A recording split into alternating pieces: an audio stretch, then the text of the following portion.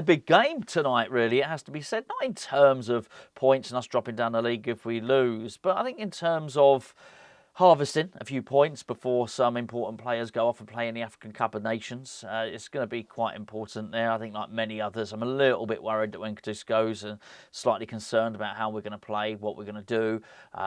Maybe Pablo Fornals will play in one of the attacking roles. There's certainly precious little evidence to suggest it would be anyone other than Fornals. He seems to be David Moyes' go-to sub, doesn't he? And I think, we definitely lose something in attack when we play him. Nothing against Fornals, love the guy to bits, I really do. I wish it had worked out better for him, but we are in the situation we currently find ourselves in, and that is that he's not a particularly potent attacking weapon for us, and I'm a little bit gutted about it. I honestly thought he was going to become a bit of a cult hero at West Ham. I thought he was going to be almost like, like Ginger Pele, Carlton Cole type player who comes from another club but sort of totally embraces and gets involved in the West Ham way. And I think he's done that. For his part, he's got immersed in the culture of the club, but he's been marginalised and played out of position to such an extent now that we've got a husk of a player that originally joined us for whatever it was it something between 20, maybe 23 million, something like that.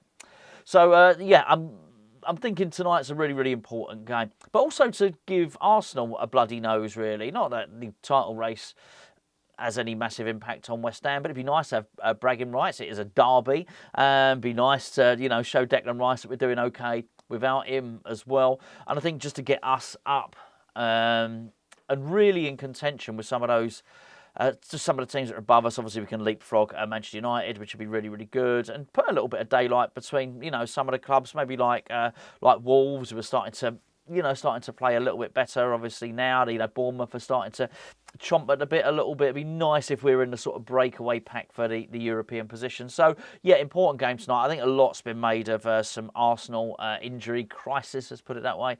I'm not so sure. I'm not so sure they'll be missing anybody that Arteta thinks is going to be particularly pivotal to this game. I know they've got a little bit more fixture congestion than us coming up, but I'd expect to see nothing other than a first team for Mikel Arteta. I think it's going to be a really, really tough game. No mistake about it. Okay, so some of the other West Ham news for today. Let me put the Nayef Aguerd stuff off for a little bit later on, because it's a little bit tricky, that actually. There's something going on there. There's absolutely something going on with Nayef Aguerd. Let's get to the easy stuff. Look, David Moyes has said that he doesn't expect to be at West Ham next season. Who's he said that to? Well, it's just another rumour, and it's apparently that it's been said. David Moyes has said it to his friends. Now, who are his friends? I don't bloody know, right? But I do find it quite odd that this information would find its way into the mainstream media now, and yet nothing ever seems to come from David Moyes at any other point. You'd have thought if his friends are sort of loose-lipped with information, then probably we would have had some information leaked before now, but there hasn't been loads of it. I mean, over the 2 stints that David Moyes has done at West Ham, generally information does not come from him. So I'm not sure whether or not to believe the story. However, I do believe that there is a plan for him not to be here next season. It was one thing I didn't really cover in my video yesterday about Eddie Howe, which was, I do think David Moyes' replacement has already been lined up. Listen, I don't know. I'm not in the know with this at all. But if I was going to put a cheeky fiver on somebody, it would be Arne Slot, obviously Feyenoord. What I would have found interesting is were Eddie Howe to become available, and a lot of quite agitated Newcastle fans on the comments of yesterday's video.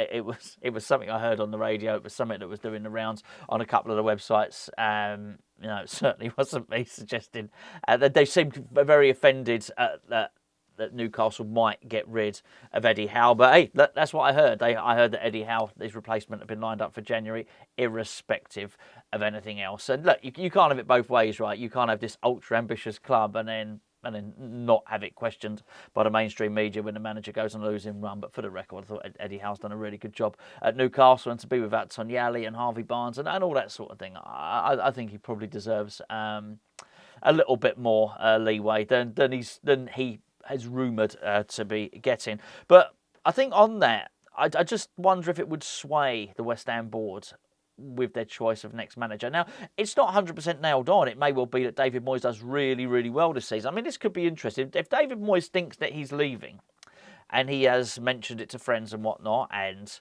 West Ham have, activated agent Tim Steiten and told him to go out and find a new manager, and that manager is Arne Slot, and it gets to a point where David Moyes qualifies for Europe again, and maybe we do really well and get, I don't know, maybe we get to a semi-final or something, or another final in Europe. I know this may sound a little bit far-fetched, but let's say West Ham finish in Europe and qualify for Europe again and do reasonably well in the Cup. Surely there is a situation where you can imagine the board might offer David Moyes a new deal. If that's the case, I think it could really be interesting. But I think when times like this, you sort of have to, in many respects, stick with your strategy. And I think it would be easy to be swayed off course from that, either by offering David Moyes a new deal or by the bright, shiny lights of Eddie Howe becoming available. So, yeah, look, that could be interesting. But David Moyes has said, has indicated apparently to friends that he's leaving at the end of the season.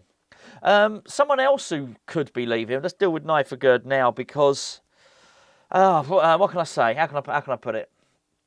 Okay, so really interesting rumours coming out of the club with regard to Nayef Aguerd at the moment. And I think, just to read between the lines, I think we might be seeing a little bit more of Konstantinos Mavropanos in the upcoming games. Now, I'm not talking about the African Cup of Nations, because Nayef Aguerd may well be going off to the African Cup of Nations. But I think if you put lots of things together, like the interest from Olympique Lyonnais, which, as I understand it, is firm interest, is solid, real interest from that club for him.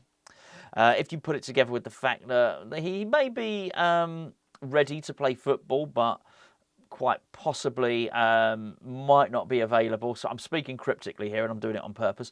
Might not be available to play football, if you know what I mean, but he might have recovered from his ailments.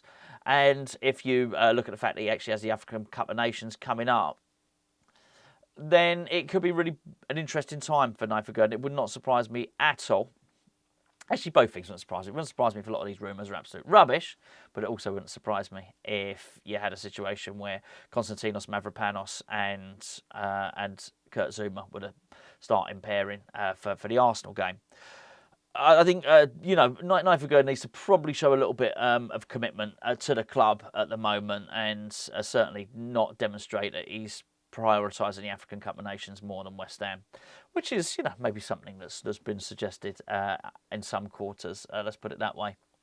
I mean, with regard to him being sold, I can't see how he could be sold in January. How on earth does that happen? He's going to be away, and you'd imagine Morocco, not a bad team, are they? So you'd imagine they're going to do pretty damn well in the tournament. He's going to be away until the second week. At least the first week of February, possibly the second week of February. How's the transfer get done? I don't know. Maybe that's the case. Maybe they send people over there. They do the medical.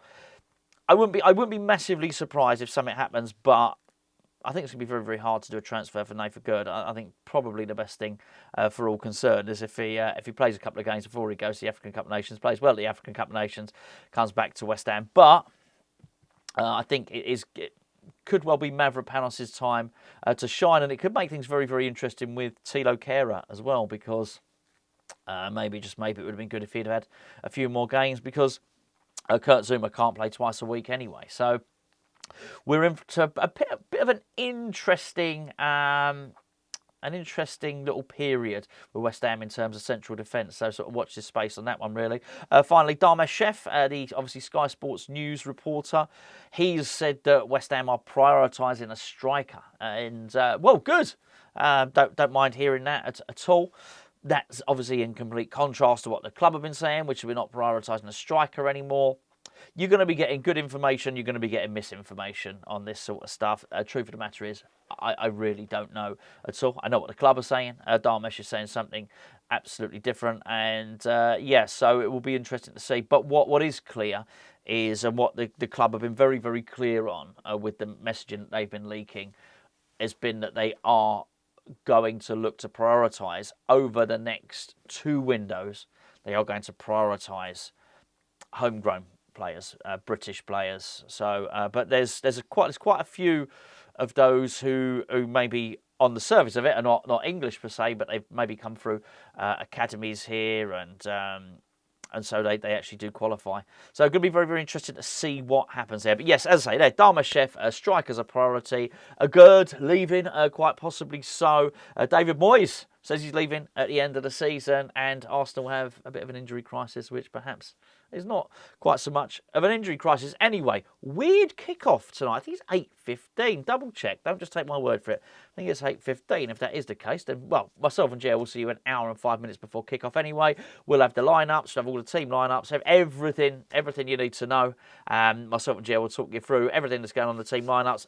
We'll have a cheeky little bet, then keep our fingers crossed, getting something away to Arsenal. I mean, that'd be brilliant. I mean, it would be brilliant. Unlikely, but I've not given up hope.